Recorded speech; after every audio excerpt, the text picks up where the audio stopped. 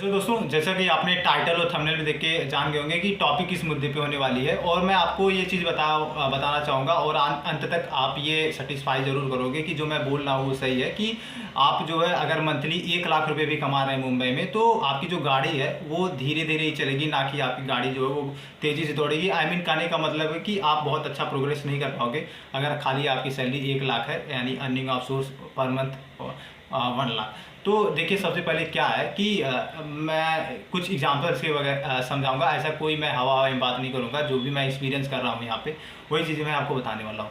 तो first of all क्या होता है, कोई भी अगर आउट ऑफ स्टेट से मुंबई आता है कमाने, और इवन ये अगर वो महाराष्ट्र से है या महाराष्ट्र के बाहर का है, आउट ऑफ स्टेट यानी दूसरे स्टेट का है, तो सबसे पहला उसका एक ही गोल होता है। किसी से आप पूछ लोगे तो मेरा मुंबई में एक अपना खुद का घर होना चाहिए, यही सबका गोल होता है। चाहे वो महाराष्ट्र को हो, चाहे वो मुंबई का हो, चाहे वो आउट ऑफ महाराष्ट्र को हो। अगर वो मुंबई में कमा रहा है तो सबसे पहला ही कि मेरा एक मुंबई में खुद का घर होना चाहिए।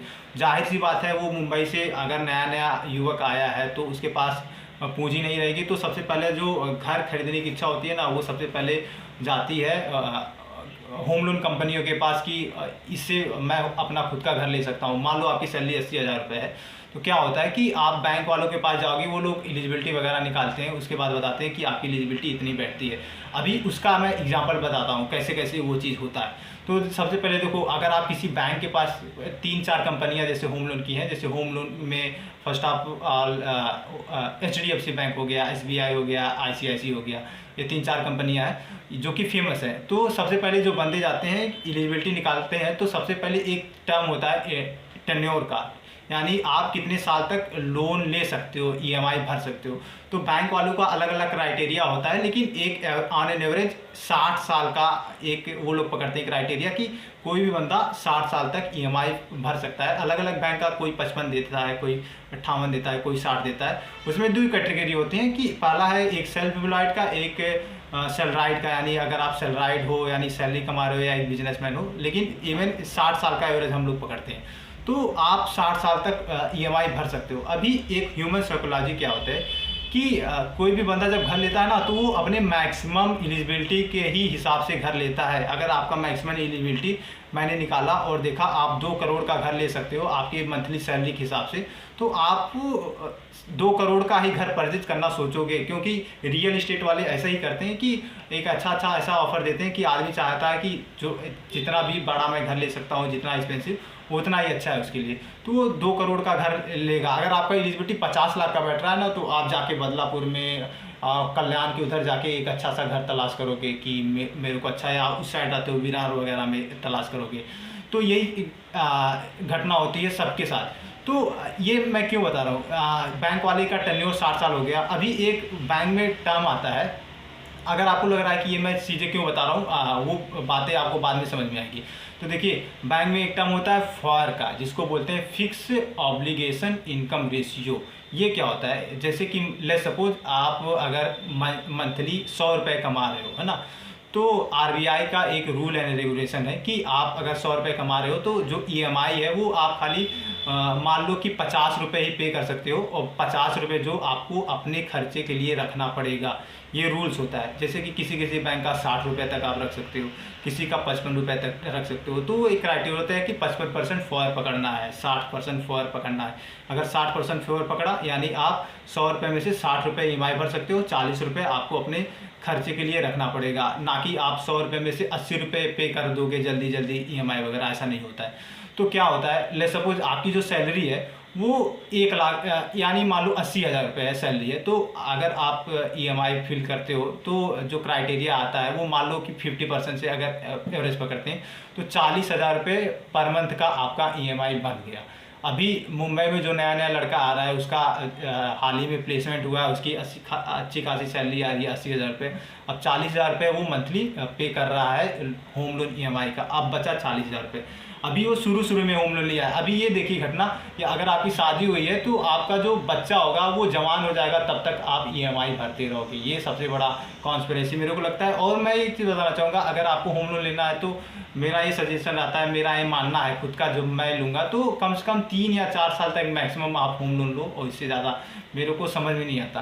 तो ये घटनाएं हैं। अभी क्या है, फिर उसके बाद क्या होगा, आपका 80,000 सैलरी है, 80,000 सैलरी है, तो 40,000 रुपये आप पे कर रहे हो ईएमआई। अब क्या होगा कि आप 20 साल तक पे करते रहोगे, और फिर बचा आपका 40,000 रुपये जो कि रिमेनिंग अमाउंट है। अब क्या होगा, आपका कुछ पर्सनल खर्चा जिसके लिए आपको बैंक ने ही अलाउ किया है फॉर के अकॉर्डिंग। तो मेरे हिसाब से मैं एक एग्जांपल बताता हूँ कि हम लोग जितने भी बैचलर्स यहाँ पे, हम लोग जितने भी मैं एक्सपीरियंस किया हूँ, तो मेरा ही खर्चा लगभग 35,000 प्लस मतलब आता ही आता है, इससे कम नहीं आता मंथली खर्चा। जबकि हम लोग फैमिली में नहीं रहते, फिर भी आप देख सकते हो। लेकिन 35,000 रुपये अगर मान लो कि 30,000 रुपये को खर्च कर दिया, तो 40, 30, 70 बचा कितना, 10,000 रुपये। यानी 10,000 रुपये में अब बंदा क्या ही करेगा। अगर वो अच्छी बाइक खरीदना भी चाहे तो नहीं खरीद पाएगा, क्योंकि उसका लोन, होम लोन का ईएमआई चल रहा है और बाकी खर्चे हैं। और बाकी अगर मान लो कि कुछ हेल्थ का इशू आ गया, तो सबसे पहला फैक्टर वही इशू हो जाता है कि आगे ये कैसे काम करेगा। यानी आपकी जो सैलरी है, सेविंग है, वो कहीं नहीं बचेगी। तो जो आपकी गाड़ी है ना, वो खाली चलेगी ना कि दौड़ेगी। यही सबसे बड़ा रीज़न होता है कि अगर आप 1 लाख रुपए इवन कमा रहे हो, जो कि अगर आप 25,000 ही कमाते हो ना, तो इंडिया में लगभग 90% से ज़्यादा लोगों से आप ज़्यादा पैसे कमा रहे हो, ऐसा एक फैक्ट है। तो आप सोच लो, अगर आपकी 80,000 सैलरी है, तब भी आप 10,000 के भी सेविंग नहीं कर पा रहे हो पर मंथ के हिसाब से, और जबकि आप बैचलर्स हो। और मैं एक एग्जांपल और बताता हूँ कि अगर आप फैमिली के साथ हो और आप एक अच्छे लाइफस्टाइल से जी रहे हो ना, तो मेरा ऑन एन एवरेज एक अनुमान रहता है कि आप 60,000 रुपये पर मंथ का कमाने के लिए एलिजिबल रहना पड़ेगा आपको। यानी कि आप 2,000 रुपये पर डे का कैपेबल होना पड़ेगा कि मैं डेली खर्चा कर सकता हूँ। अगर नहीं खर्चा कर पा रहे हो या खर्च हो रहा है, तो हो सकता है आप डेप्ट में जा रहे हो, यानी कर्जे में जा रहे हो। इतना तो आपको लगेगा ही लगेगा।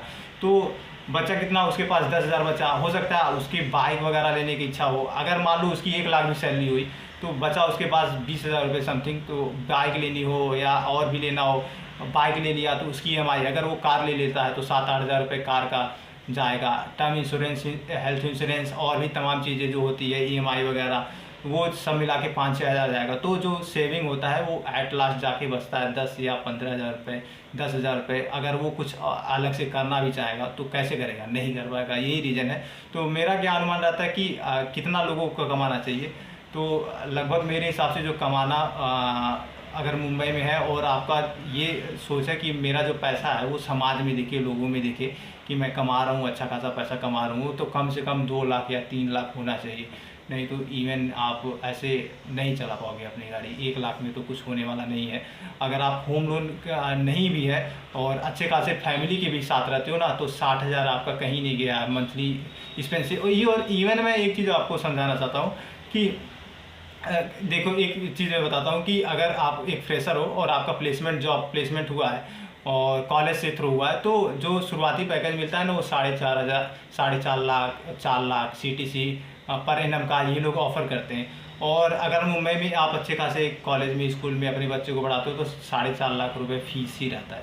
ये समझ के चलो कि आप 4.5 लाख रुपये फ़ीस ही दोगे अगर अच्छे खासे स्कूल या कॉलेज में पढ़ा रहे हो। तो यही रियलिटी है मुंबई में कि 1 लाख रुपये इज़ नॉट इनफ, मतलब ज़्यादा नहीं है। अगर आप कुछ अच्छा करना चाहते हो, कुछ अच्छा सेविंग करना चाहते हो, उसमें भी लोग SIP करते हैं, अन्य चीज़ें करते हैं।